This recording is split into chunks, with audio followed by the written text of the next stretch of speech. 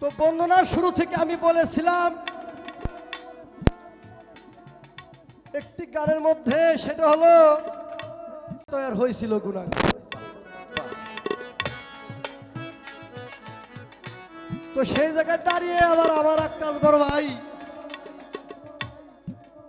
এখান থেকে একটা প্রশ্ন রাখলেন, সেটা হলো আদম হলো প্রথম মানুষ।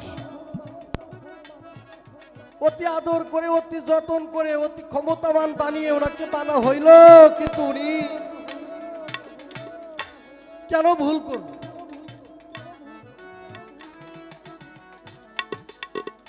আমি কথাটা সংক্ষিপ্ত ভাবে সারবো, যেহেতু আক্কাস ভাইয়ের প্রশ্ন ভালো, কিন্তু এই প্রশ্নটা পরে যে আমার বাবার বেলায় কথাটা, তাই না? জবাব করলে কিন্তু এই উত্তরটা যিনি মারফতের পালা নিবে তারপর যায় পরে, তারপরে যেহেতু বলছেন বলার জন্য চেষ্টা করবো। সেটা হলো এই মানুষ যে ভুল করবো আল্লাহ তা জানি।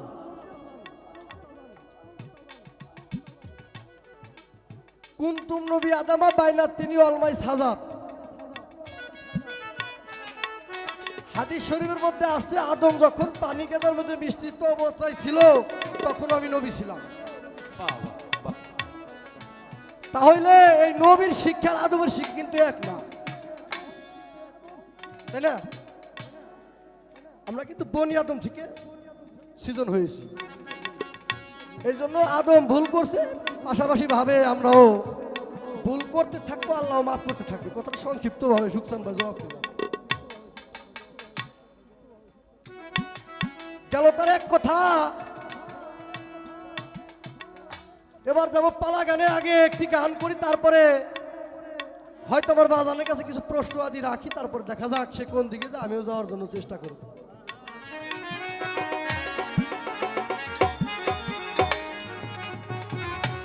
সূরা লুকমান 6 নম্বর আয়াতের মধ্যে আল্লাহ পাক পরিষ্কার জানিয়ে দিলেন, অমিলান নাসি মাইয়াশতারিল লাওয়াল হাদিস লিও দিলাম সাবিলিল্লাহ। আমি আল্লাহ বাজে আলাপ পছন্দ করি না, আমরা যেন কখনোই বাজে আলাপের মধ্যে না যাই। দুই চারটি কথা থেকে, কোরআন থেকে, হাদিস থেকে যেন বলার জন্য চেষ্টা করব। দোয়া চাই সর্বচরণে ভক্তি। ধন্যবাদ সকলকে। বাহ,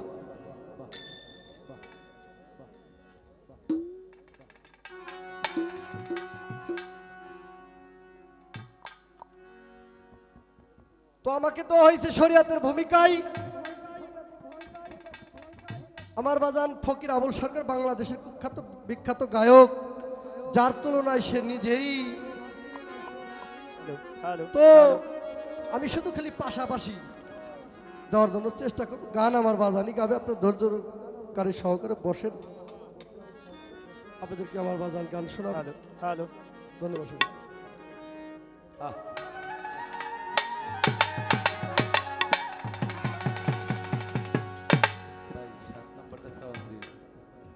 ওরে সেদিন জমিন হবে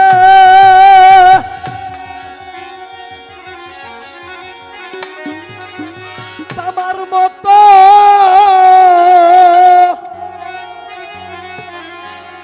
কামেতে ভাসিবে বদ,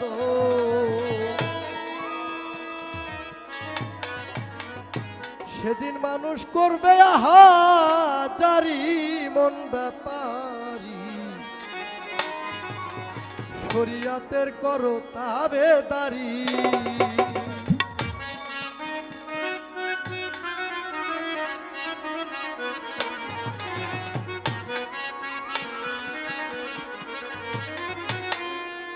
শরিয়াতের করো তাবেদারি মন ব্যাপারী, শরিয়াতের করো তাবেদারি। ওরে শরীয়তের করো তাবেদারি মন ব্যাপারী, শরীয়ত করো তাবেদারি। ওরে শরীয়তের করো তাবেদারি মন ব্যাপারী, শরীয়তের করো তাবেদারি। দরদিরে 60 ফরজ হয় 30 রোজাই, মাওলারে ষষ্ঠ ভয় আমার বিল্লাহ, আর কামা কামারো 13 তরি হায় হায়।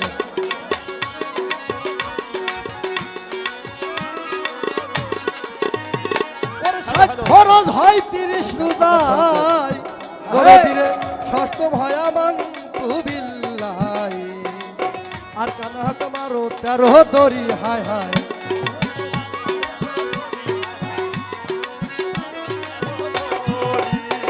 ওরে গোসলে সারো জুতে ঠিক রাখিও ও ভাই মমিন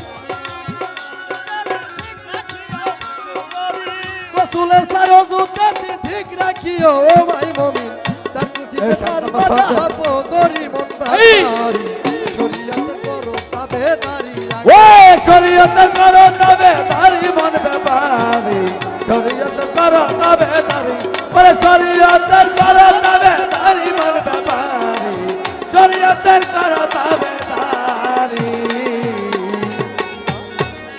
মাওলারে দিনে 5 বার খাজনা দিও ওরে তোমার মালিককে খুশি রাখিও শুদ্ধ করে লও না দেহ তরি হায় হায় সুযোগ করে লও না দেহ তরি হায় হায় সুযোগ করে লও না দেহ তরি ওরে তোমার মালিককে খাজনা দিও দরদিরে মালিককে খাজনা দিও শুদ্ধ করে লও না দেহ তরি হায় হায় হায় হায় শুদ্ধ করে লও না দেহ তরি হায় হায় শুদ্ধ করে লও না দেহ তরি ওরে তোমার খাজনা যদি পরে বাকি মহাজনে কি জব দিবি যদি পরে বাকি মহাজনের কি সব দিবি খাজনা যদি পরে বাকি মহাজনে কি জব দিবি কাকন তোর আছে 2 প্রহরী মন ব্যাপার শরীয়তের করো তাবেদারি হায় ওরে হায় শরীয়তের করো তবে তারি মন ব্যাপারি শরীয়ত করো তবে তারি ওরে শরীয়তের করো তবে তারি মন ব্যাপারি শরীয়তের করো তবে তারি দরদিরে এই তো মাত্র কথাই আমার ওরে শেষ করিল রশিদ সরকার একটা একটা লও না হিসাব করি হায় হায় একা একা লাও না হিসাব করি হায় হায় একা একা লাও না হিসাব করি ওরে এই তো মাত্র কথাই আমার দরদিরে শেষ করিল রশিদ সরকার একটা একটা লও না হিসাব করি হায় হায় হায় হায় একা একা লাও না হিসাব করি হায় হায় একা একা লাও না হিসাব করি ওরে 130 ফরজ না মানিলে মহাজনে কি জব দিবি মহাজনের কি জবাব দিবি 130 ফরজ না মানিলে মহাজনে কি জব দিবি রোজ হাসরে মিলবে না তোর তোরি মন ব্যাপার শরীয়ত করো তবে তারি ওই শরীয়ত করো তবে তারি মন ব্যাপারি শরীয়ত করো তবে তারি ওই শরীয়ত করো তবে তারি মন ব্যাপারি শরীয়ত করো তবে তারি যাই হোক হ্যালো হ্যালো হ্যালো সাধক গান লিখলেন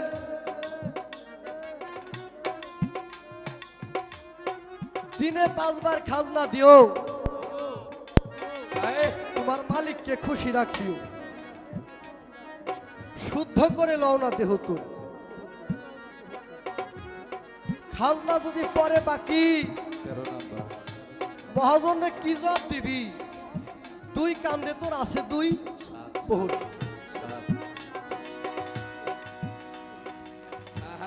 তো আমার বাজানের কাছে আমি জানতে চাইবো এই যে আপনার শরীয়তের মাওলানা যারা দিনে খাজনা দেয় 5 বার 5 ওয়াক্ত নামাজ এই খাজনাটা আপনি মারফতে থাইকে কিভাবে আপনার মালিককে দেন আমি বলবো না যে আপনি আমার নামাজ পড়ে দেন কিভাবে দেন এই পালন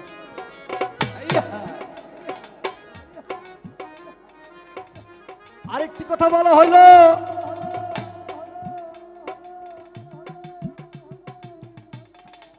মাওলা আলীর সামনে দিয়ে এক লোক একদিন বউ নিয়ে যাইতেছে কথাটা খেয়াল করে শুনি খুব সুন্দরী একটা বউ তো শয়তান আবার কেমনি দিন খেয়াল করছে হ্যাঁ ওর কাম যা ওই যে লোকটার বউ ওই রূপ ধরছে এক পথে 2 জন মানুষ ভেজা লাগিয়েছে ওই মহিলাদের 2 জনই টানাটানি পারে এ কয় ওর বউ এ কয় আমার বউ এটা নিয়ে ঠাঠি লাগছে। তার মাওলা আলী তো ঠিক পাইছে, কাম সারছে, তো শয়তানের কাম, কি করা যায়? তো মাওলা আলী কইল কি, শুনে এদিকে আসো তোমরা, এক কাম করো, ওই যে আমার হাতের মধ্যে একটা বদনা, যে বদনার মধ্যে যায় নালদা বাইরে যেতে পারবে তার বউ তো। এখন ওই বেটা চিন্তাই করে গেছে যে এইটাই তাম পারবেন না, আমার বোর কাম নাই, আমি সিলিন্ডার করে এড়িয়ে পারলাম। শয়তান জিজ্ঞেস করছে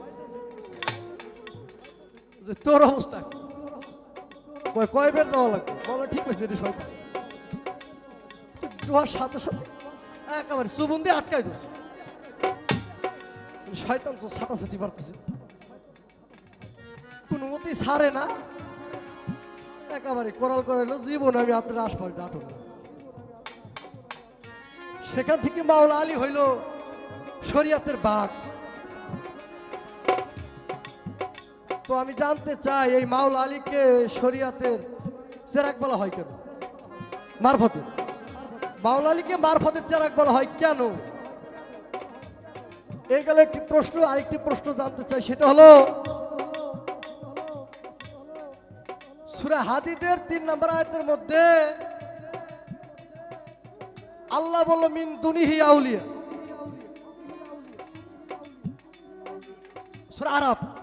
সূরা আরাফের ৩ নম্বর আয়াতের মধ্যে বলা হইল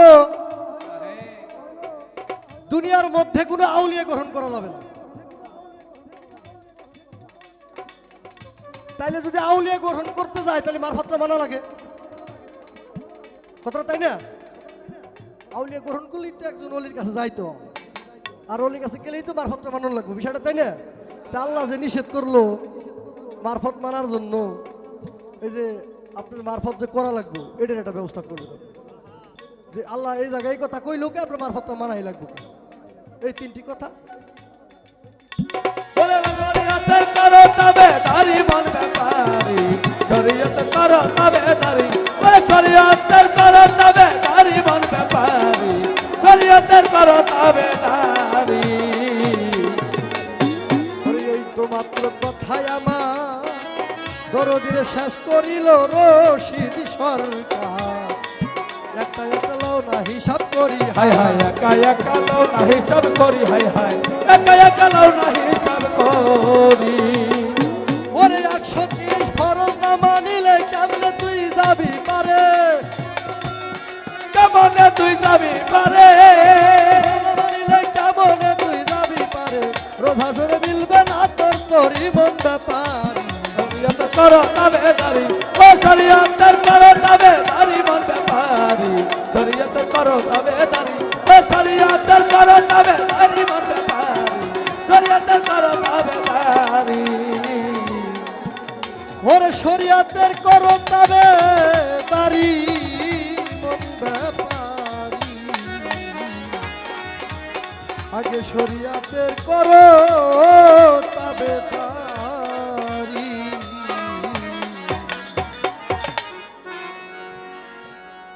হ্যালো হ্যালো,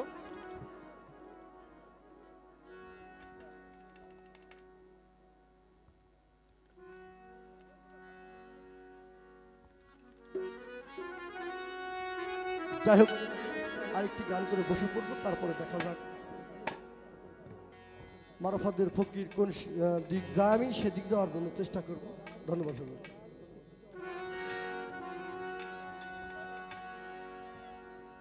ওরে নবীজি আমার পারেরই কান্ডার, সাপায়েতের ভার আল্লাহ দিয়াছেন যারে,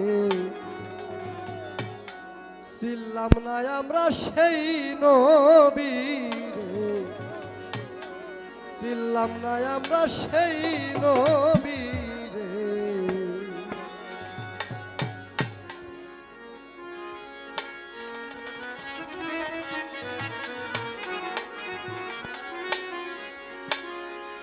নবীজি আমার পারেরই কান্না, নবীজি আমার পারেরই কান্না, নবীজি আমার পারেরই কান্না, সাপায়াতের ভার আল্লাহ দিয়াছেন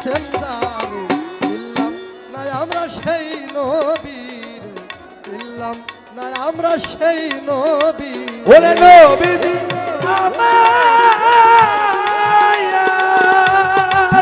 অভাবে নবীজি আমার ওরে পারেরই কান্ডা চাপায়া দিয়াছে জানি দিলাম না রে আমরা সেই নবী রে দিলাম না রে আমরা সেই নবী রে আল্লাহ জ্ঞান পয়দা করে 100 টুকরা করে এক টুকরা জ্ঞান আল্লাহ দিয়েছেন যারে ওরে আল্লাহ জ্ঞান পয়দা করে 100 টুকরা করে এক টুকরা জ্ঞান আল্লাহ দিয়েছেন যারে ওরে বাকি 99 টুকরা জ্ঞান নবীরে দিয়াছেন ওরে নবীজির আছে বাকি 99 টুকরা জ্ঞান নবীরে দিয়েছেন দিন ইসলাম আল্লাহ নবী সঙ্গে করু দিলাম নাই আমরা সেই নবীর দিলাম নাই আমরা সেই নবীর ওরে নবীজি আমার ওরে পারের কান্ডা সবাই দরবার আল্লাহ দিয়াছে জানি দিলাম না রে আমরা সেই নবী রে দিলাম না রে আমরা সেই নবী রে ওরে একদিন আবু জাহেল কি করে মূর্তি তৈয়ার করে সেজদা দিল জাহেল মাটির মূর্তি রে ওরে একদিন আবু জাহেল কি করে মূর্তি তৈয়ার করে সেজদা দিল জাহেল মাটির মূর্তি রে নবী বলে চাচা যান সেজদায় আপনি করেন ওরে কেন নবী বলে চাচা জানে সেটাই আপনি করেন না নবী বলে চাচা যান সেজদায় আপনি করেন কেন দিবাতা দেয় না আল্লাহ তার ভিতর দিলাম তাই আমরা সেই নবীর দিলাম তাই আমরা সেই নবীর ওরে নবীজি আমার ওরে পারের কান্ডা নবীজি আমার ওরে পারের কান্ডা সবাই দরবার দিয়াছে জানি দিলাম না রে আমরা সেই নবী রে দিলাম না রে আমরা সেই নবী রে ওরে মূর্তি হারতে কইলে হাঁটে না বসতে কইলে বসে না খাইতে কইলে খাই না বাসা খাওয়াইবেন কারে ওরে মূর্তি হারতে কইলে হাঁটে না বসতে কইলে বসে না খাইতে কইলে খাই না চাচা খাওয়াইবেন কারে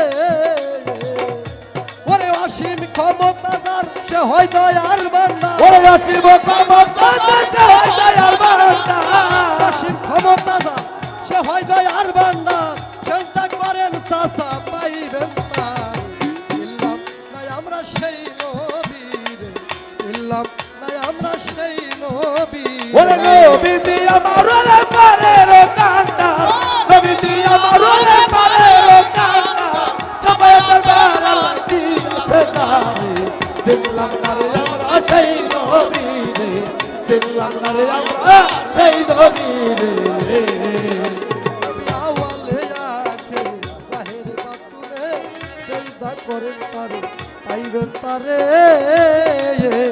নবী আওয়ালে আখের জাহের বাতুনে উম্মতের ভার আল্লাহ দিয়েছেন যারে ওরে ভেবে কয় আল্লাহ দিনে দয়াল নবী বিনে ওরে ভেবে কয় আল্লাহ দিনে দয়াল নবী বিহনে দয়াল দিনে দয়াল নবী বিনে আর করে নিবেন গো হাসরে তাই আমরা সেই নবীর দিলাম তাই আমরা সেই নবীর ওরে নবীজি আমার ওরে পারের কান্ডা নবীজি আমার ওরে পারের কান্ডা সবাই দরবার আল্লাহ দিয়াছে জানি দিলাম না রে আমরা সেই নবী রে দিলাম না রে আমরা সেই নবী রে ওরে নবী দিয়া আমার পারেরই কান্না নবী দিয়া আমার পারেরই কান্না সবাই তার ভার আল্লাহ দিয়াছেন জানি দিলাম তাই আমরা সেই নবীর দিলাম তাই আমরা সেই নবীর দিলাম তাই আমরা সেই নবীর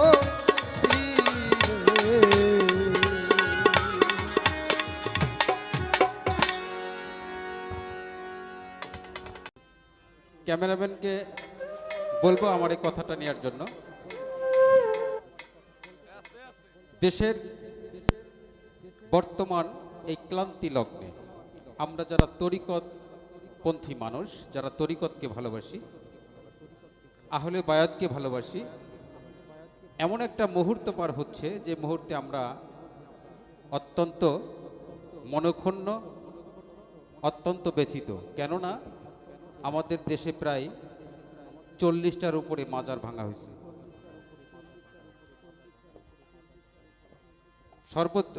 টোটাল 56টা মাজার ভাঙা হয়েছে সারা বাংলাদেশে। কেন ভাঙা হয়েছে? মাজার বেদাত, মাজারে সেজদা করা যাবে না ইত্যাদি বিভিন্ন কারণে। কিন্তু যারা মাজার ভাঙলেন তাদের সাধারণ জ্ঞানটাও একটু খাটানোর প্রয়োজন মনে করলেন না। তারা একটি হাদিসের রেফারেন্স নিয়ে মাজার ভাঙতে শুরু করলেন। হাদিসটি নবীজি হজরত আলীকে হুকুম করলেন, সকল উঁচু কবর ভেঙে দাও। সেই হাদিসের রেফারেন্সে বাংলাদেশের সকল মাজার ভাঙা শুরু হয়ে গেল, ভাঙা শুরু করলো। কিন্তু যারা ভাঙলেন তাদের তো একটু সাধারণ কমন সেন্সে থাকার দরকার যে এই কোন মাজারগুলা, কোন কবরগুলা নবীজি সমান করতে বলছিলেন, ভাঙতে বলছিলেন। ওই সময় তৎকালীন সময় ইহুদিদেরকে যে কবর দেওয়া হয়তো, কবরের উপরে একটি ওই খ্রিস্ট হিসেবে একটা গায়ে দেওয়া হইতো এবং টিলার মতো উঁচু করা হইতো। ওটা দেখতেও খারাপ লাগতো এবং মূর্তি পূজার মতো একটা বিষয় প্রকাশ হয়, যে কারণে নবীজি বলেছিলেন উঁচু কবর। এবং তখন কিছু খেজুর গাছও ছিল ওইখানে, যেগুলোকে তিনি ভাঙতে পড়লেন। সেই ইহুদিদের কবর ভাঙ্গার হাদিস এনে আমাদের দেশে মাজার ভাঙ্গা হইল। কিন্তু যারা এই হাদিস রচনা করলেন তাদেরও মাজার আছে। যাকে সৃষ্টি না করলে 18,000 মাখলুকাতের একটি বালকনাও সৃষ্টি করতেন না, এবং যিনি এই কবর ভাঙার অনুমতি দিলেন, ভাঙতে বললেন হজরত আলীকে, সেই আমাদের প্রিয় নবীজিরও রওজা শরীফ রয়েছে। তিনি না হয় চলে গেছেন, তার এই সাহাবাগণ কি জানতেন না নবীজি এই হুকুম করছিলেন উঁচু কবর করা যাবে না, কবর পাকা করা যাবে না?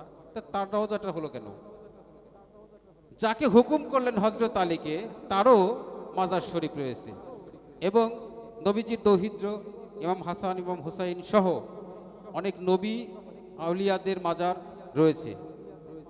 এই হাদিসের রেফারেন্সে আমাদের দেশে যেই এত বড় সর্বনাশা কাজ এরা করলেন, আপনারা যারা সাধারণ মানুষকে ভুল বোঝানো হয়, ভুল বলা হয়, আপনারা এদিকেও সচেতন থাকবেন। আসলে এই অলি আল্লাহদের মাজার, নবীদের মাজার, কখনোই নবী এরকম আদেশ দেন নাই এই মাজার ভাঙার জন্য। তৎসঙ্গে আমাদের দেশের কিছু পীর আউলিয়া যারা আছেন, মাজারে কিছু অপ্রাসঙ্গিক কাজ হয়, যেই কারণে আরও এরা ক্ষুব্ধ। এই বিষয়টাও যারা বাউল বিচার গান করেন, যারা এদেশের তরিকতপন্থী মানুষ আছেন, যারা আহলে বায়াতকে প্রতিষ্ঠিত করার জন্য সর্বোচ্চ চেষ্টা করে যাচ্ছেন, তাদের কাছেও আমি সবিনয়ে অনুরোধ করব, আপনারাও আপনাদের এই মাজার শরীফগুলোকে এমনভাবেই রক্ষণাবেক্ষণ করবেন যাতে এই অপ্রাসঙ্গিক কাজ কর্মকাণ্ডগুলো মাজারে কখনো না হয়। সেদিকে লক্ষ্য রাখলে নিশ্চয়ই আমরা মাজারটাকে রক্ষণাবেক্ষণ করতে পারবো, আহলে বায়াতকে প্রতিষ্ঠিত করতে পারবো এবং তরিকতের মানুষ বুক ফুলিয়ে এই সমাজে চলতে পারবে। ধন্যবাদ। ফকির আবুল সরকারের কাছে আমার ছোট্ট একটি বিষয় জানার, যেহেতু আজকে তিনি গুরু, বিশেষ করে যেহেতু এলমে মারফত গাবেন, তিনি গুরু। তো গুরু হলে আহলে বায়াত গ্রহণ করতে হয়, এটাই তরিকতের প্রথম ধাপ, আত্মসমর্পণ করা। মিয়া ভাইজানের কাছে আমার জানার ইচ্ছা, আমি আত্মসমর্পণ কি গুরুর কাছে আগে করব নাকি আমি আমার কাছে আগে করব? আমি কি আমার কাছে বায়াত গ্রহণ করব আগে নাকি আপনার কাছে বায়াত গ্রহণ করব আগে? এই বিষয়টা একটু দয়া করে বলবেন। ধন্যবাদ সকলকে।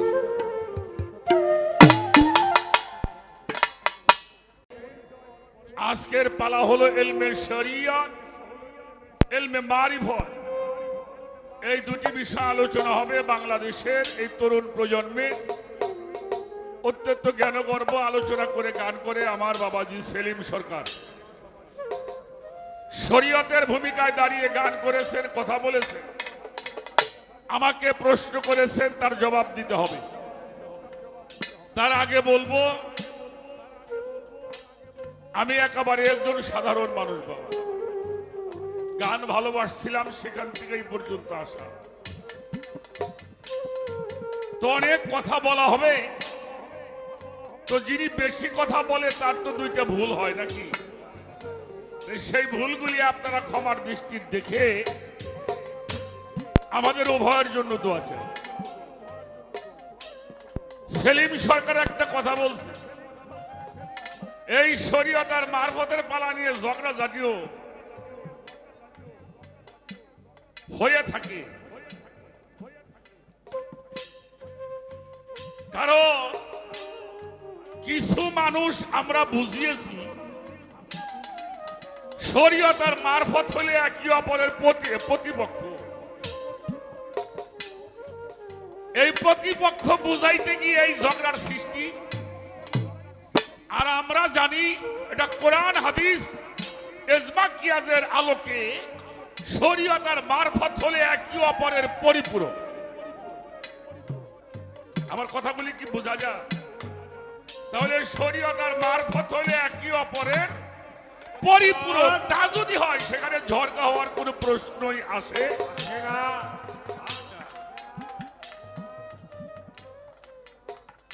একটি গান শুনলাম প্রথম, শরীয়তের করো তাবেদারি, অমন ব্যাপারী শরীয়তের করো 60 ফরজ হয় 30 রোজায়, সপ্তম হয় আমান্তু বিল্লাহ আর কামা হুকুম 13 ধরি।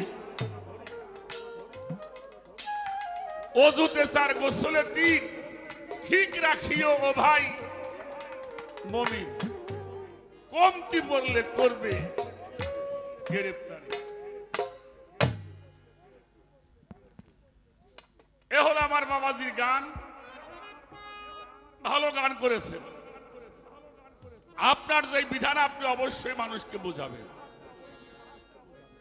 আর আমার মারফতেরও শরীয়ত আছে, সেই মারফতের শরীয়ত তাহলে আগে সত্যকে অবলম্বন করতে হবে।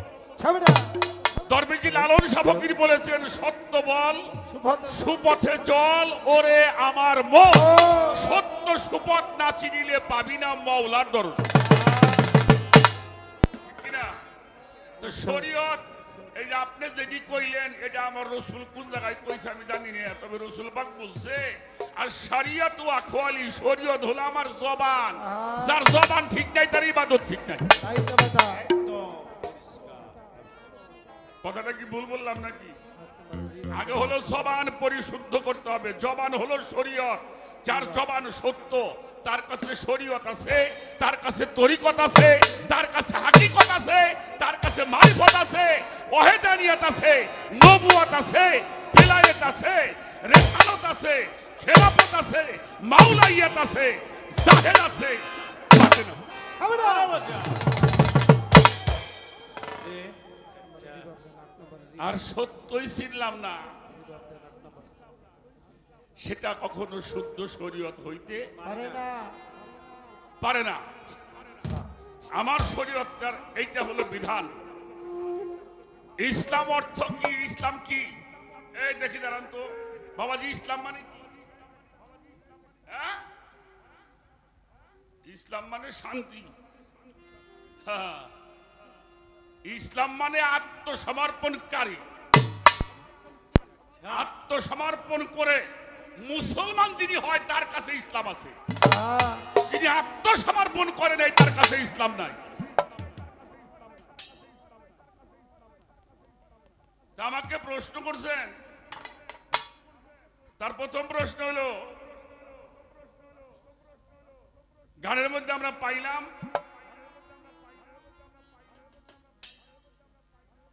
শরীয়তের আলেমগণ দিনে 5 বার খাজনা দেয়। আপনারা মারফতের ফকির এই খাজনা কিভাবে দিয়ে থাকে? ভালো প্রশ্ন। 2 নম্বরের প্রশ্ন হলো মাওলা আলীকে মারফতের চেরাগ বলা হয়, যেমন শরীয়তের হইল, শরীয়তের বাক কেমনে হইল? একজন বিয়ে করে বাড়ি যাইতেছে, বউ নিয়ে শয়তান যাই সেটা ওই লোকের রূপ ধরছে। তাই সে ওটা বিয়ে করে আইছে, হ্যাঁ এক হাত ধরে বউ নিয়ে হাঁটতেছে, শয়তান এসে আর এক হাত ধরছে। মেয়েটা তাকাই দেখে স্বামী এমন একজন অমর একজন, সিহারা দুইটি এক রকমের, কুন্ডা যে আসল আর কুন্ডা নকলি আর বাইচে বার করার। ও টান ভরে ফিলিয়া উনি টান ভরে বাড়ি যাই। লোকটা পড়ছে না বিপদে, মাওলা আলী যাইতেছেন, তো যার বউ সে ডাকতেছে, হুজুর আপনি তো অনেক জ্ঞানী, তা আমার এই বিচারটা করে দেন, আমার এই বউটা যে এই ঘটনা হয়ে গেছে। তো মাওলা আলী তাকায় দেখে দুইজনেরই এক চেহারা, কোথাও একটু আমি। উনি তো জানে, উনি তো চেনে, আর শয়তানও মাওলা আলী রে চেনে। উনি চিনে কইলে দাঁড়াও, বউ তো অবশ্যই একজন পাইবা, একটা কাজ করো। কি বলে, আমার এই বদনা দেখো, এই বদনার নাল দিয়ে ঢুকবে, মুখ দিয়ে বাইরে বেরোবে। যে বেটা আসল মানুষ, সে বেটা কয়, হুজুর বউ হয় আপনি নেন, নাহলে উনি নিয়ে যান। এটা কোন গল্প হইল যে বদনার নাল দিয়ে ঢুকে আমি ওর মধ্যে? বউ দিবেন না অন্য কথা। এইরকম পাম আমার পাড়া কাইতে দেয়। শয়তান দেখো, তুমি কয়বার যাবো? তো ঠিক পাইছে, এটা কোনটা? যাই হোক, পরে যার বউ তারে দিয়ে দিল, এর থেকে আসলো হইল মাওলা আলী, হইল শরীয়তের বাঘ। এই যে মারফতের চেরাকটা, এটা উনি কিভাবে হইলেন, এটার সমাধান দিতে হবে। 3 নম্বরের প্রশ্ন হইল, সূরা আরাফের মধ্যে একটা আয়াত নাজিল হয়েছে,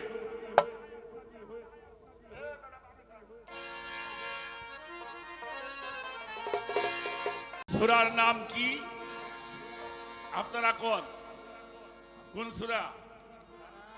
আরাফ, আয়াত নাম্বার হলো 3। আল্লাহ তাআলা বলছেন, ইত্তাবিউ মা উনজিলা ইলাইকা মির রাব্বি ওয়ালা তাত্তাবিউ মিন দুনিহি আউলিয়া কালিলা মা তাযাক্কারুন। আল্লাহ বলছেন, যাহা রবের পক্ষ থেকে নাজিল করা হয়েছে এটা তোমরা গ্রহণ করো। আচ্ছা, রবের পক্ষ থেকে নাজিল হয়েছে কি? কথা কয় না কেন? কোরআন, তাহা তোমরা গ্রহণ করো। ওয়ালা তাত্তাবিউ মিন দুনিহি আউলিয়া, কোন আউলিয়া গ্রহণ করা যাবে না।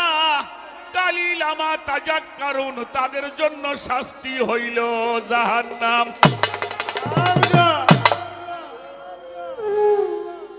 আল্লাহ কইতেছে আউলিয়া ধরা যাব না। আপনারা মারফতের ফকির যারা, এগুলা আউলিয়া ধরেন, পীর মুর্শিদ ধরেন, পাইলেন দেখো। ভালো প্রশ্নগুলি, ভালো না? আমাকে আকাশ তো আছে এই প্রশ্ন করার জন্য।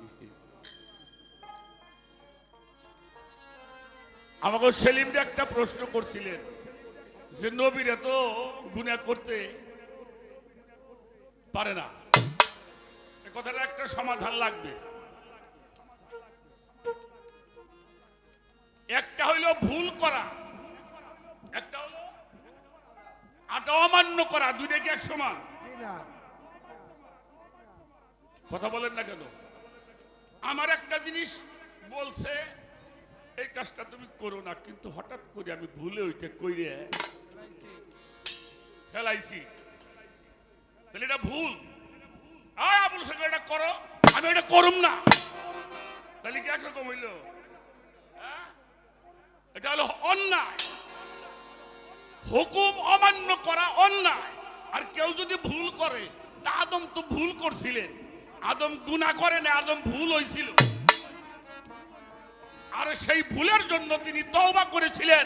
ফাতালাক্কা আদামু আলাইহা মির রাব্বি কালিমাতিন ফাতাবা আলাইহা ইন্নাহু আত-তাওয়াবুর রহিম। এই আয়াতের ওসিলায়, আহলে বায়াত পাক পাঞ্জাতনের ওসিলায় আদমের তওবা কবুল করেছিলেন। আর শয়তানও কিন্তু এটা হুকুম অমান্য করছে, ওটা অমান্য করছে। এই যে কলাতিল মালাইকাতি জুদুলি আদামা ফাশা জুদু ইল্লা ইবলিসা ওয়া আস্তাগফারা ওয়া কানা মিনাল কাফিরিন। আদমকে সবাই সিজদা করছে, মুকরম করে না। তুমি করো না, আমি করুম না। তাহলে দুইটা কি এক হইল? আদমের ভুল হয়ে গেছে, ছিল না। এটা গুনাহ না, এটা ভুলের জন্য তার ভুলের প্রায়শ্চিত্ত করতে হয়েছে। কিন্তু মকরম এটা মানেই নাই, মানেই নাই। আল্লাহ বলে তুমি করো না কেন? তুমি মানা করছে কিনা? কইলো তো মাটি দিয়ে বানাইছেন আমার সামনে, আমি এটা করুম। দেখেন আর একটা কথা কয়ে রাখি এনে, কারণ এই সময় তো এগুলি বলে যায়, কত যাইতে খুব ভয় করে। হ্যাঁ, আদমকে সেজদা করে নাই, হুকুমটা অমান্য করেছে মকরম। সে কিন্তু ফেরেশতাকে মাস্টার ছিল না, ছাত্র ছিল, মাস্টার ছিল। যখন আল্লাহ বললেন ওয়া আস্তাগফারা ওয়া কানা মিনাল কাফিরিন, তুমি কাফেরদের দলভুক্ত হয়ে গেলা। আমি আমার বাবাজির কাছে, আলেম সাহেব তো আপনার কাছে একটা প্রশ্ন করি নাই, তখন তো কাফেরের জন্মই হয় নাই।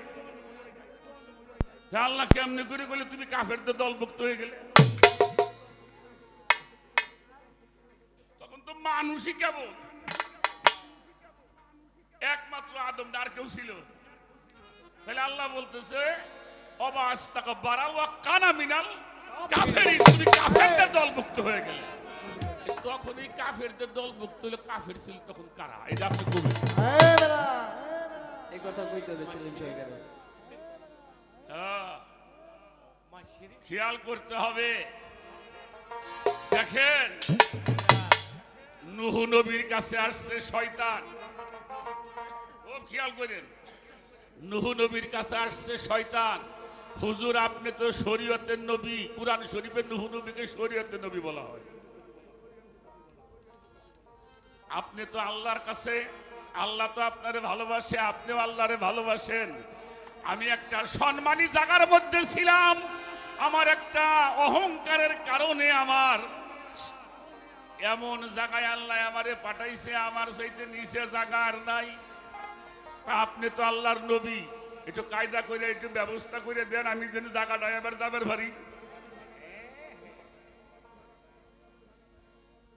নেতা কো ধরে নামাইছি তো শয়তান যায়, নেতাটা ধৈর্য বইছে। নূহ নবী কইল, আল্লাহ কইল মাফ করার ব্যবস্থা আছে। কি ব্যবস্থা আছে? তুমি শয়তানরে যাইয়া কও ও যেন আদমের রওজায় যাইয়া একটা সেজদা করে। কার রওজায়? কে আল্লাহ করবার চল্লাহ, এই আমারে খালি একটা সেজদা করবে কো। তার চেয়ে কইল আদমের রওজার পর যাই একটা সেজদা করে। তা ফিরে আসতে নূহ নবীকে দেখে কয় হুজুর কি খবর? হ তোমার মাফ করার ব্যবস্থা করছি। কি করছাও? বলে তুমি খালি যাইয়ে আদমের মাজারে যাই একটা সেজদা করবা। শয়তান কইলে কাম বানাই, বাইসে থাকতেই করলাম না, মরাটার ঘরে যে করুন।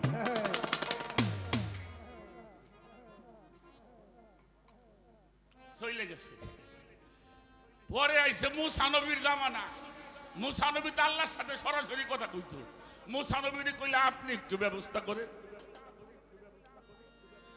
আমার একটু কায়দা বাইদা করে মাপটা, আমার জায়গাটা ফেরত দেন। মুসা নবী কইল, আল্লাহ কইল তুমি একটা কাম করো। কি খবর? আগেরটা দিয়ে দিবা। খবরটা কোনটা? আগেরটা। শুধু খালি আদমের রওজার পার যাইয়া মাজারে যাইয়া একটা সেজদা করবো, আমি সব মাফ করে দিব। মুসা নবী বলার পরে কইল কি তোমরা বেবাকে এক বুদ্ধি করে নিয়েছাও নাকি? আর কোন কাম ভাব নাই। ইয়া আমি তাজা অবস্থায় করি নাই, আর নো করুম না। আমি সেলিম সরকারের কাছে প্রশ্ন করি, মাজারে সেজদা করলে যদি পাপ হয়, তাহলে আদমের মাজারে সেজদা করতে আল্লাহ কেন কই?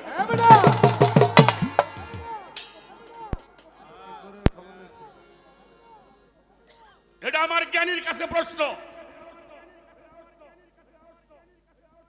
বুঝাইতে পারছি কিনা বাবাজি? কত দলিল লাগবে এর জন্য? এটা আপনি আজকে দেখি আমার বাবাজি কতদের কি খালি কাঠি নকশা করে না মানুষ নকশা করে? মোটা কাটা আছে পারবো। নাচি আর একটা গাওয়ার কায়দা বাধ্য তো অনেক ভালো। তাজা মোটা তো আছে, হ্যাঁ, ভালো। বসে টুসে খায়। যাক, এটা হলো আপনার গান থেকে ধরা, আপনার কিন্তু প্রশ্ন করে নিয়ে হলো বাবাজি। এটা হলো কেবল এটা একটা গান আগে শোনাই। কোরআন শরীফের মধ্যে আল্লাহ পাক সূরা মায়দার 48 নম্বর আয়াত, আমার কথাগুলি মনে রাখবেন, রেকর্ড করে রাখেন।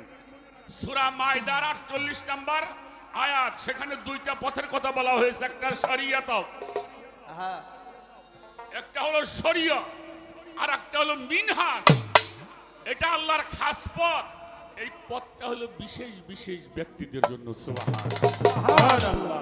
কোরআন শরীফ আল্লাহ বলছেন, আযবাগা আলাইকুম নিয়ামাহু আল জাহির ওয়াল বাতিনান।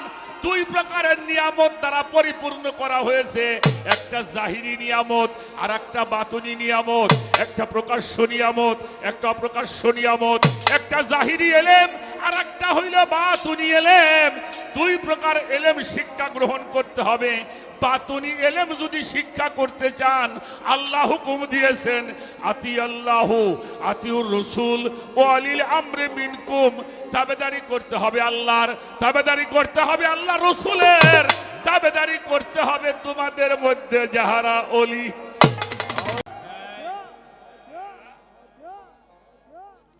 লা ইয়াকবালুল্লাহি তাআলা ফি আবাদি আল মারফতুল্লাহি ইনকানা আলফিসানা। যেই পর্যন্ত মারফতের নিগুর রহস্য তুমি জানো না, বুঝো না, সে পর্যন্ত কোন ইবাদত আল্লাহর দরবারেও কবুল হবে না। তাহলে একটা মানুষকে পরিপূর্ণ মানুষ হইতে হইলে জাহিরি এলেমও লাগবো, বাতুনি এলেমও। আপনারা বিরক্ত নাকি বাবা? কথাগুলি কি খারাপ লাগে? এই জন্য এই দুইটা এলেম তো, একটা এলেম স্কুল কলেজ মাদ্রাসায় পাওয়া যায়, আর একটা ওলি আল্লাহদের দরবারে পাওয়া যায়। দাওয়াত করে ডাক করে এনে খাওয়া দাওয়া ভালোই দিস, খারাপ করো নাই। আমাদের আমারে কিছু কইও না বাবা, এটা যা কিছু কম গহর্ষা বাবারে কইও। আমি কামলা দিয়ে খাই, মহতের দুইটা গান গাই। বাবা সুন্দর সুন্দর। দেখেন কি লেখছে গানটা, একটু না গাই রাখি। মারিফত ভেদের গোরা, মারিফত ভেদের গোরা, খোদার পরিচয় সে খোদা, মারিফতের সে খোদা, মারিফতের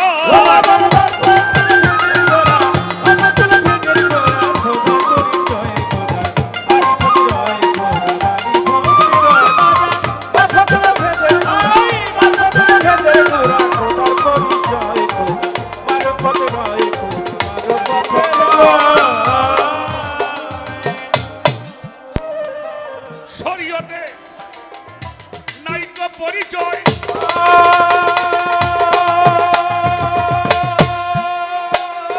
অনুমানে সাধন করলে সিদ্ধি নাই আর হয়। শরীয়তে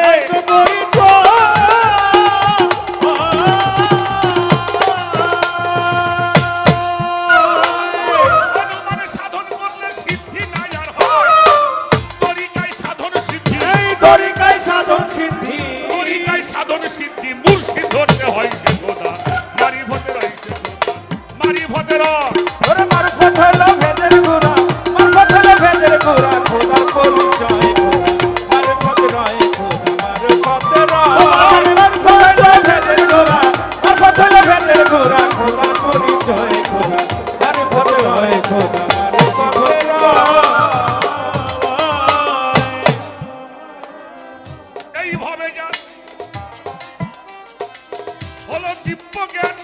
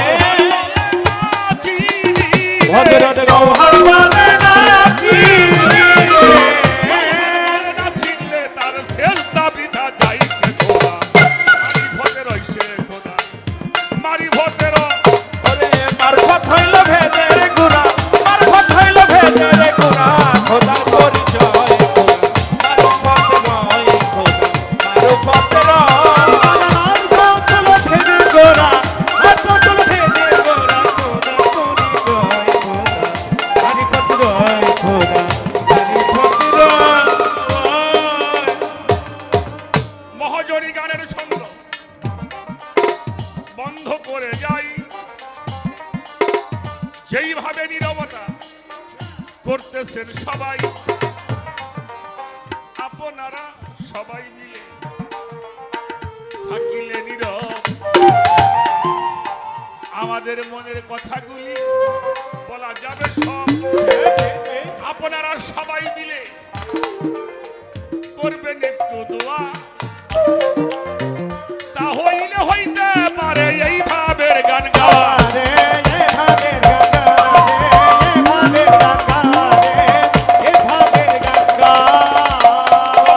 আমি কি আর গাইতে পারি, আমি কি আর গাইতে পারি, মুর্শিদ আইসা হোক কান্দারি, আমি কি আর গাইতে পারি।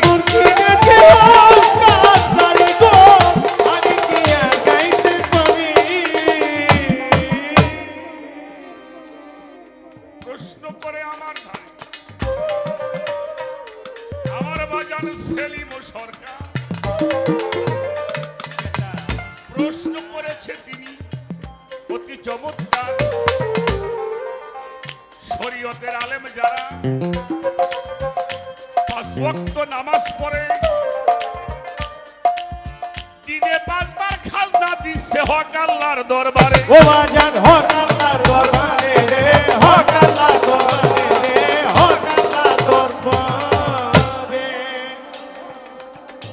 বাবা রে সেলিম সরকার, কইতে বলে পারি রে, কিন্তু কইলে তো ভেজালটা লাগে কেন? কারণ আমরা বর্তমানে লিখবেন না পারলে মুছবে তো পারি। ছোট 5 ওয়াক্ত নামাজ এটা আমাদের স্বধর্ম, ঠিক কিনা? এটা ছোট সময় থেকে আমার দাদারে দেখতাম, আমার দাদার যা মেলা মাইসি শ্রেণীর, আমার দাদারে দেখতাম, আমার ভালো মনে আছে।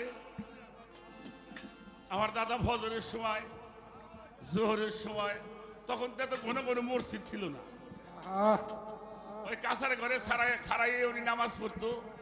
আল্লাহ আকবার, আল্লাহ আকবার, আল্লাহ আকবার। আমার বাপের কইতো কালু গাছে গ্রহণ দে, হ্যাঁ আকামত দিবার লাগছে বলে আমাদের ডাক পড়তো। এটা কিন্তু খারাপ কিছু। আবার আসাদুন লা ইলাহা ইল্লাল্লাহ আলাউদ্দিন ঘুমেতে ওঠেই নিয়ে এসকে, এটা আমার দাদার মুখে আমি শুনছি, এটা মিথ্যা কথা না। এটা হলো আমাদের স্বধর্ম।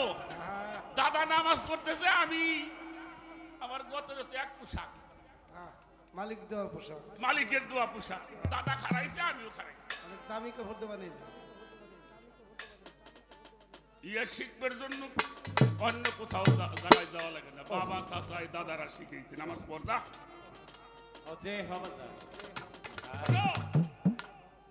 এটা কতটুকু বিধান সম্মতটা আপনি ভালো জানেন।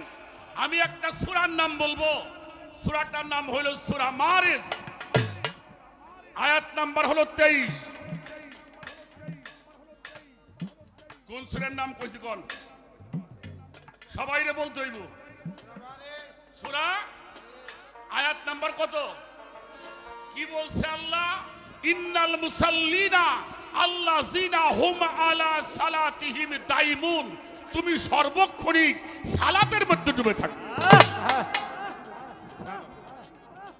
তো আমরা যারা আত্মসমর্পণ করে শরীয়ত, তরিকত, হাকিকত, তারপরে মারফতের রাজ্যে যারা বসবাস করে, তাদের নামাজ সব সময় হয়। এরা আত্মসমর্পণকারী, এরা সেজদা অবস্থায় বেশি সময় থাকে। আমি আর বাইরে এত কথা কব না। কোরআন শরীফে বলছে আল্লাহর ওলিরা তাই চেষ্টা করছে। একটা বিষয় আপনাকে বললাম। 2 নম্বরের প্রশ্ন হলো, মাওলা আলী আলাইহিস সালাতু ওয়াস সালাম, এই ঘটনাটা মদিনার ঘটনা, মক্কার ঘটনা নয়। কারণ মক্কার জীবনে নবী ওয়াক্তে নামাজ পড়ে নাই, মক্কার জীবনে ওয়াক্তে নামাজ ছিল না। মদিনায় গিয়ে উনি এই জামাতবন্দি নামাজ শুরু করেছেন। এটাকে অবশ্যই অবশ্যই অবশ্যই মানতে হবে। আবার আসহাবে সুফফারাও থাকতো মসজিদ ঘরের বারান্দায়, তারা কিন্তু ওখানে বিশেষ করে খেয়াল করবে। তো নামাজ শুরু হয়ে গেছে, জোহর বা আসর, ঘটনাটা দিনে। আচ্ছা বাবা, আপনারা নামাজ পড়তে যান মসজিদ ঘরে, যাই দেখেন নামাজ হুজুর সূরা ফাতিহা পড়ে আর এক সূরা পড়ে ওই সেজদায় যাওয়ার কায়দা হয়ে গেছে। এমন সময় যায় না মানুষ, যাই দিয়ে দৌড় দিয়েই দাঁড়ায় যায়। মাওলা আলী উনিও নামাজে শরীক হয়েছেন, কিন্তু পরে নামাজ চালু হয়ে গেছে, মাওলা আলী পিছনের কাতারে যায় দাঁড়াইছে। আচ্ছা, যে পরে যায় ওকে আগে দাঁড়ায়, আস্তে দাঁড়াইছে। দাঁড়াইয়ে যখন রুকু হলো, সামি আল্লাহু লিমান হামিদা, আল্লাহু আকবার। সেজদায় যখন গেছে, সেজদায় সবাই চলে গেছেন, এমন সময় একজন মুসাফির আসছেন, এসে বলছে, হে আল্লাহর রাসূল, আমারে কিছু সাহায্য করো। আল্লাহ রাসূল আমারে কিছু সাহায্য করেন, হে আল্লাহ রাসূল আমাকে কিছু সাহায্য করেন। আচ্ছা, ওই সময় কি সাহায্য দেওয়া যায়? আমরা সবাই এই সময় যদি কেউ সাহায্য চাই, দেওয়া যায়?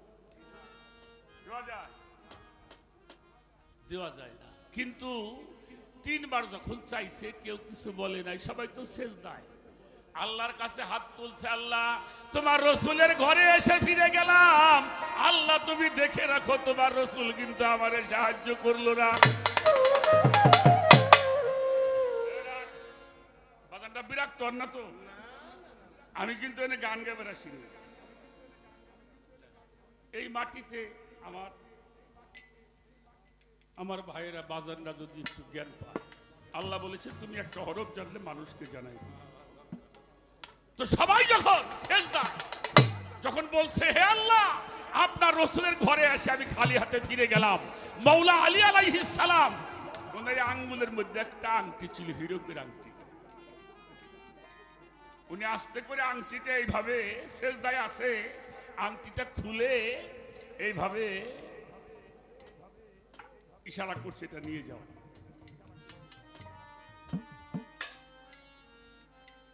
ফকির চলে গেছে।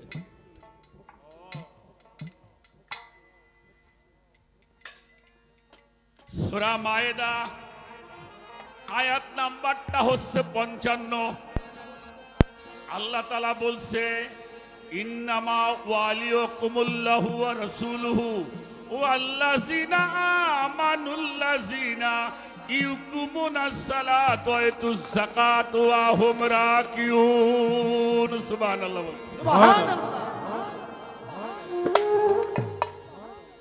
ভিক্ষুক তো চলে গেছে। নামাজ যখন শেষ হয়েছে, আল্লাহ রাসূল মিম্বরে বসছেন, এই আয়াতটা তখন নাজিল হলো। সকলে বলেন সুবহানাল্লাহ। হে রাসূল, যারা রুকু অবস্থায়, সেজদা অবস্থায় যারা যাকাত প্রদান করে, আমি আল্লাহ তাদের কাছে সবকিছু বিক্রয় করে দিয়েছি। সুবহানাল্লাহ।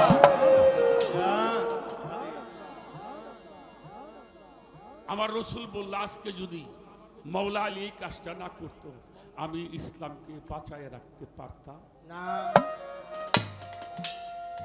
এজন্য উনি শরীয়তের বাগ মারফতের হলো, যিনি জীবন বাজি রেখে ইসলাম জিন্দা করেছেন।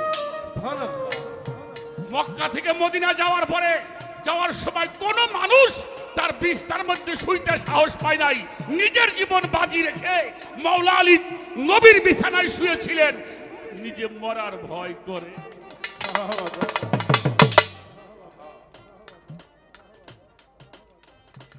আমি এই বিষয়ে আরো অনেক বক্তব্য রাখতে পারতাম বাবা, কত কথা না বলাই ভালো। আর একটা প্রশ্ন আছে, আল্লাহ তো আউলিয়া ধরতে নিষেধ করেছে, তোরা কই বাজাবি না? তাহলে সুরটা রাখবি, কারণ সুর না থাকলে তো আবার উনি আসে না।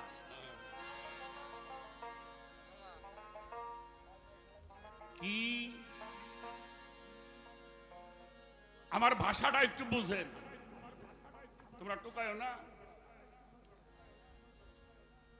ওয়ালা তাত্তাবিউ মিন দুনিহি আউলিয়া। আচ্ছা, আল্লাহ একই কোরআনে কি সাংঘর্ষিক কোনো কথা বলতে পারে? কথা কর না কেন? আল্লাহ কোন সাংঘর্ষিক কথা বলে না। কোরআন শরীফের সূরা ইউনূস ৬৫ নম্বর আয়াত আল্লাহ তাআলা বলেছেন, আলা ইন্না আউলিয়া আল্লাহু লা খাউফুন আলাইহিম ওয়া লাহুম ইয়াহজানুন। সুবহানাল্লাহ। সুবহানাল্লাহ। কি বলছে? আমার ওলিদের কোনো ভয় ভয় কেন ভয় নাই? তাদের কোনো চিন্তাই নাই। কেন চিন্তা করে না? তাকে দুঃখ নাই।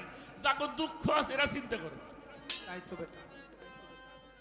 তাহলে আল্লাহ বলতেছে আউলিয়ার কথা, আল্লাহর ওলিদের কোনো ভয় নাই। ২ নম্বরে সূরা বাকারা ১৫৪ নম্বর আয়াত। কোন সূরার নাম বললাম?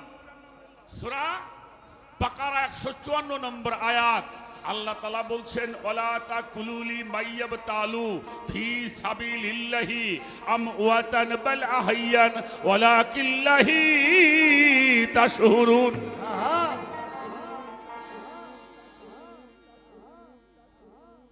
সাবধান, আল্লাহ কর, আমি কই নিয়ে আবার আমার উপরে চাপাইও না। আল্লাহ বলছে সাবধান। কি সাবধান? কি সাবধান?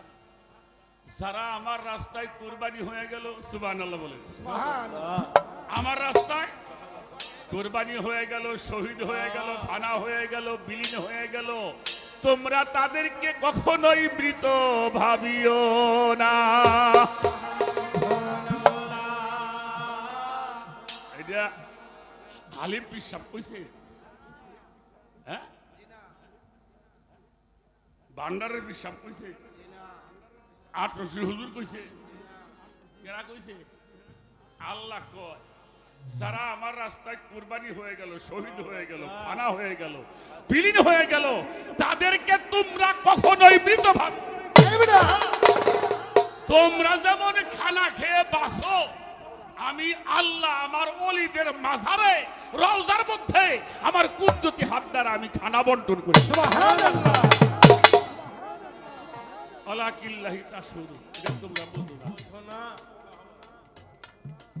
আচ্ছা, সেই আল্লাহ কবের পারে যে তোমরা কোন আউলিয়া গ্রহণ করো না? আমার কথাগুলি কি বুঝতে সমস্যা হয়? এক কাজ সমস্যা হয়। আলা ইন্না আউলিয়া আল্লাহু, তাহলে এখানে আল্লাহ আউলিয়া কি বলা হইল? আল্লাহ আউলিয়া। আর একটা হলো মিন দুনিহি আউলিয়া। এটা হইলো আল্লাহর আউলিয়া, একটা হলো দুনিয়াদারির আউলিয়া। আবু জেহেলটাও আউলিয়া ছিল ওই সময়, ওটা দুনিয়াদারির আউলিয়া। আমাদের দেশে বড় বড় স্কলার আছে, এরা আত্মসমর্পণ পীর মুর্শিদ পছন্দ করে, ওলি আল্লাহ পছন্দ করে না। ওই খবরদার, এরা দুনিয়াদারির আউলিয়া। তোমরা দুনিয়াদারির আউলিয়া গ্রহণ করিও না। আল্লাহর আউলিয়া গ্রহণ করতে নিষেধ করে নাই। আল্লাহ বলছে, আতি আল্লাহ, তাবেদারি করো আমার, আতিউর রাসূল, তাবেদারি করো আমার রাসূলের, ওয়ালিল আমরি মিনকুম, তাবেদারি করো তোমাদের মধ্যে যাহারা ওলি। আবুল সকাল মেলা তত্ত্ব দেহে জানে, দেহে মনে করে না আরে ভালো মানুষ। দেখবা সে আত্মসমর্পণকারী কিনা, সে ইসলামে দাখিল হয়েছে কিনা, তিনি আল্লাহর ওলির কাছে আত্মসমর্পণ করেছে কিনা, এটা খেয়াল করতে হবে। আমার কথায় তো বিরক্ত হন নাই বাবারা। আমরা সেই আউলিয়া গ্রহণ করবো যারা আল্লাহর আউলিয়া। এই ভারতবর্ষে খাজা মঈনুদ্দিন চিশতি না আসলে আমার নাম থাকতো হরিপদ পাল।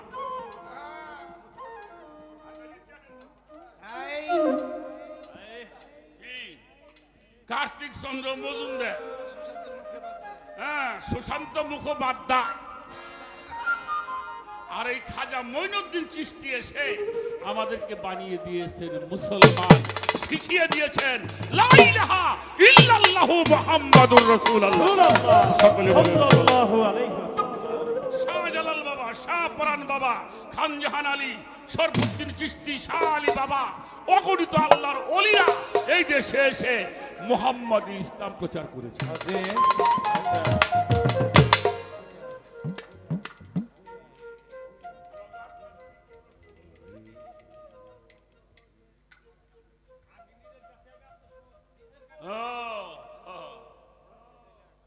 শোনো, আকাশের কথার উত্তর দে। নিজের কাছে আত্মসমর্পণ করবে তো নিজের কাছে আল্লাহ কয়নি আত্মসমর্পণ করবে। আল্লাহ আত্মসমর্পণ করছে আল্লাহর কাছে, আল্লাহ রসুলের কাছে, অলি কি কইছে আল্লাহ, এটা আমার কথা না। এখন কেউ যদি নবীরে বা আল্লাহ রসুল অলি আল্লাহকে বাদ দিয়ে যদি কেউ আত্মসমর্পণ আল্লাহ আল্লাহ করো, বিয়ে না করে যেমন পোলাপান চাওয়া,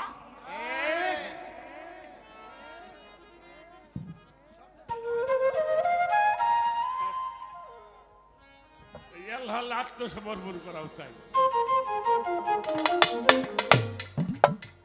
আত্মসমর্পণ করবা, তার আদেশ এবং নির্দেশ মানতে হবে। জি, জি। একটা হলো আদেশ আর একটা হলো নির্দেশ, এই দুইটা মানতে হবে আর পালন করতে হবে উপদেশ। কয়টা হইলো? একটা হলো আদেশ, একটা নিষেধ, আর একটা হলো উপদেশ। এই কাজগুলি তোমাকে সুন্দর মতো করতে হবে। আমি শেষ করলাম কি দিয়ে, কি প্রশ্ন করি আমি ঠিকই পাই না, পোলাবান মানুষ।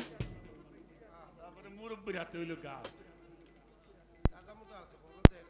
আমি কোরআন শরীফের মধ্যে 9টা সূরা দেখাইতে পারবো। মুসা নবীকে বলছে সালাত করো, যাকাত দাও। ইসমাইলকে বলছে সালাত করো, যাকাত দাও। মরিয়মকে বলছে সালাত করো, যাকাত দাও। লোকমানকে বলেছেন তোমার সন্তানদেরকে বড় সালাত এবং যাকাত দাও। তাহলে সালাত যাকাত আগে নবীদের উপরেও ছিল। সূরা আরাফের সূরা ফাত্তার 23 নম্বর আয়াত আর হলো সূরা কাফের 29 নম্বর আয়াত। কয়টা সূরার কথা বললাম? দুইটা সূরা। আল্লাহ বলছে আমার কোনো বিধান পরিবর্তন হয় না। হে রাসূল, পূর্বে নবীদের উপরেও যেই বিধান ছিল আপনার উপরেও সেই বিধান বলবৎ করা হবে। তাহলে সালাত যাকাতটা সমস্ত নবীদের আমলেই ছিল। আমাদের দেশে এক দলে আছে, তাকে আমি খারাপ কই না, হেরা কই না নামাজ হলে মিরাজ থেকে আনছে। যার কোনো দলই নাই। জি। আমার সওয়াল আমারে কয়, বাবা আপনি এগুলি কইন না, কে কয় কি দেখি হয়? আরে মরার ভয় করে দেখবে, সত্য কথা বলতে। হ্যাঁ, একদিন বাঁচবি, সত্য কই বাঁচবি, একদিন বাঁচবি। মিথ্যে কই আমি 100 বছর বাঁচবি। কারবালায় যদি হুসাইনের মতো মানুষ শহীদ হইতে পারে, আমরা কি বাবা কর? আর সত্য যারা বলেছে তাদের উপরে আঘাত চিরদিনই আসছে। আপনার কাছে আমার প্রশ্ন, পূর্বে নবীরা তো 5 ওয়াক্ত নামাজ পড়ে নাই, আপনি তো 5 ওয়াক্ত খাজনা দেন। আগেকার নবীরা তো 5 ওয়াক্ত পড়ে নাই। আর সে বিধান আল্লাহ বলেছে আমি পূর্ববর্তী নবীদের উপরে যে বিধান দিয়েছে আপনার উপরেও সেই বিধান। আল্লাহর কোরআন শরীফে এটা আছে, এই যে 5 ওয়াক্ত যে আপনারা নামাজ পড়ে খাজনা দেন, এইটা কোরআন শরীফের কোন জায়গায় পাইলেন? এটা বাস্তবায়ন করছে। আমি নামাজ প্রতিষ্ঠা করার বিষয়, আমি নামাজ প্রতিষ্ঠা করতে জীবন দিব, কিন্তু না যাই না কিছু বলবো। নামাজ ছাড়া কোনো মানুষ মুক্তি পাইতে, আমরা নামাজ বুঝি, সালাত বুঝি না, তাই না? কারণ সালাত এমন একটা জিনিস প্রত্যেকটি খারাপ কাজ থেকে মানুষকে বিরত রাখে। কি? ইন্নাস সালাতা তানহা আনিল ফাহশা ওয়াল মুনকার। নিশ্চয় সালাত এমনই একটি বস্তু যা প্রত্যেকটি খারাপ কাজ থেকে মানুষকে বাঁচায় রাখে। একমাত্র সালাতই পারে মানুষকে ভালো করবার জন্য, আর কিছুতেই পারে না।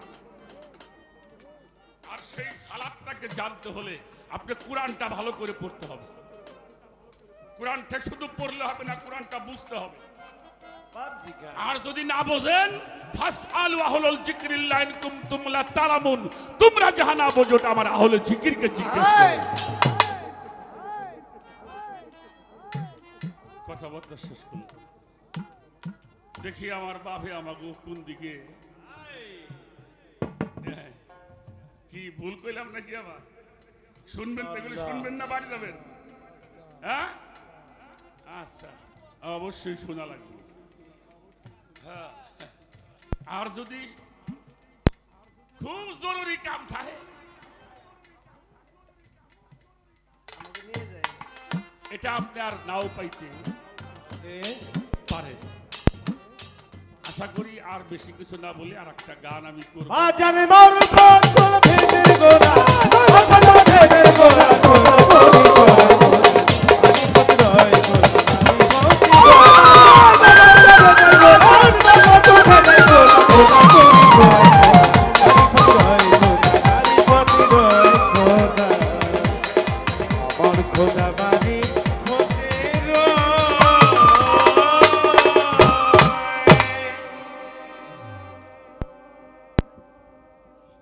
গরম গরমই হোক, দেখি কি হয়। এবার আর একটা গান গাবো, সাধক হালিম সাইজির বাবার একটি গান আমার গাইতে হবে।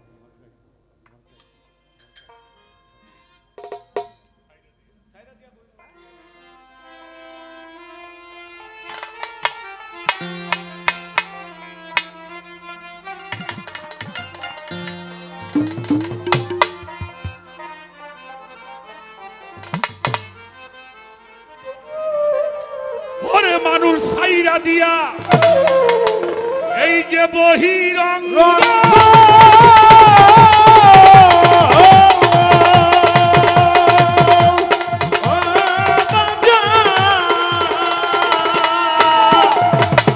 সাইরা দিয়া বহির অঙ্গ জানতে হবে অন্তরঙ্গ।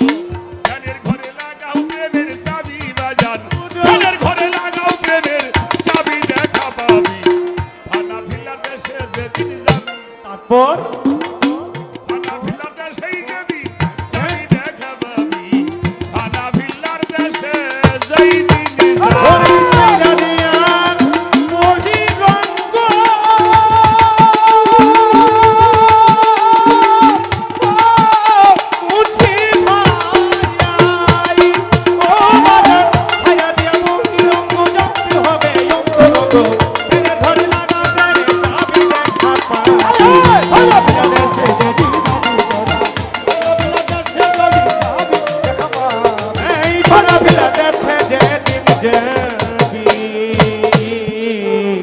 ছোট বাবা, যার মধ্যে সরিষা পরিমাণ অহংকার আছে সে কি জান্নাতি হবে? হবে? এই নিজের ভিতরকার যে আমিত্বটা আছে, এইটাকে পরিপূর্ণভাবে আল্লাহর কাছে সমর্পিত করা। কার কাছে? কার মাধ্যমে? নবীগুণ, রসুলগুণ, ওলিয়া উলিয়ার মাধ্যমে।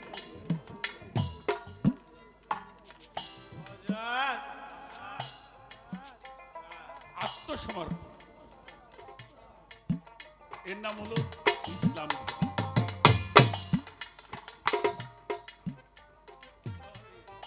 তাই সাধক লিখছে, সাইরা দিয়া বহিরঙ্গ জানতে হবে কি? অন্তরঙ্গ। অন্তরঙ্গ।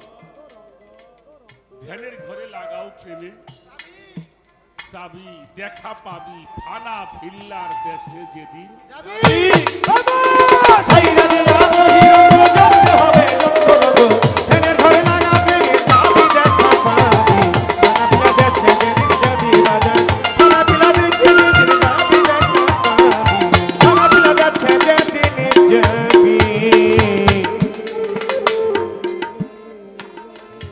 আল্লাহু হাজিরি, আল্লাহু নাজিরি,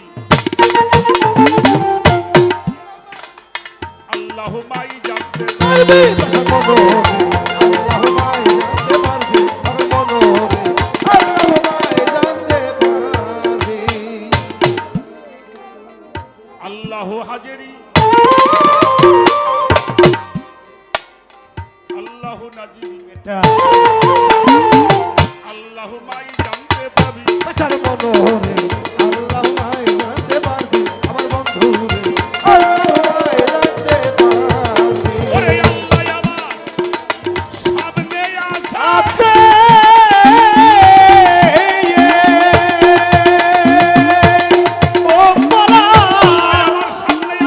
আমার সামনে আছে আমার সামনে আছে আল্লাহ আমার সঙ্গে আছে আল্লাহ আমার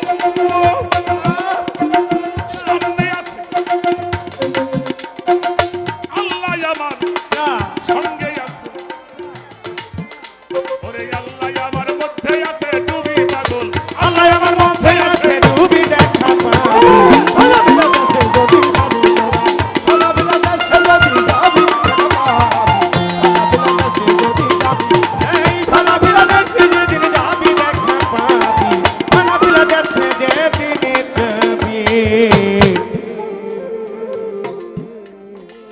মুরাকাবা ধ্যানের ঘরে তিন ভাগে বিভক্ত করে করতে হবে মুর্শিদের পাইরো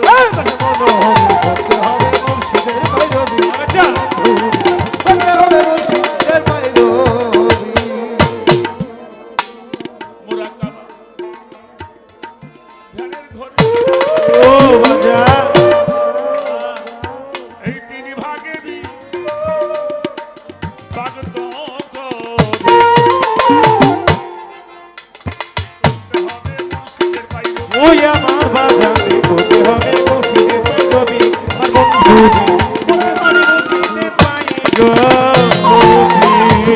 ঘরে করিলে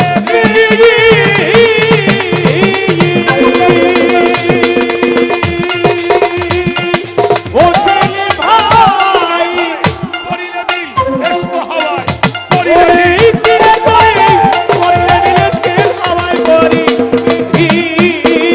দিলের ঘরে করিলে দিল এসো হাওয়ায় করিলে হালিম বলে একুল কুল খাবি সাধন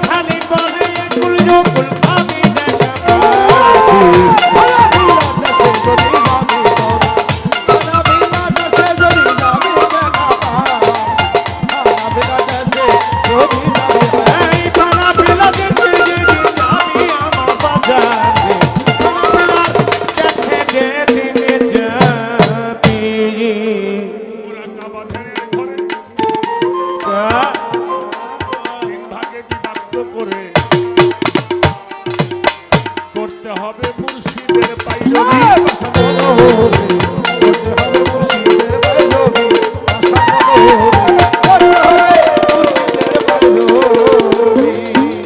মুরাকাবা ধ্যানের ঘরে তিন ভাগে বিভক্ত করে করতে হবে মুর্শিদের পাইরো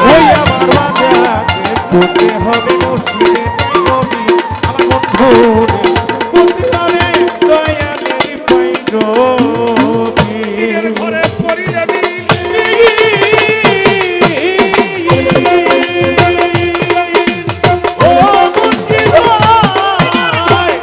করিলে দিল এসো হাওয়া করিলে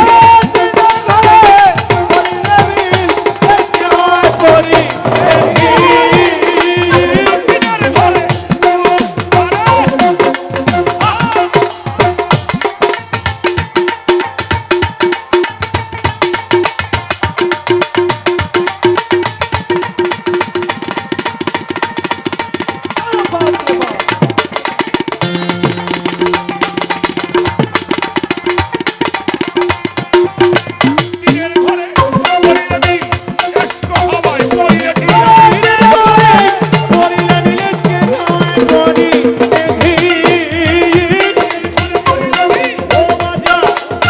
এসো হাওয়ায় করিলে দিল হালিম বলে একুল কুল খাবি সাধন হালি বলে কুল কুল আমি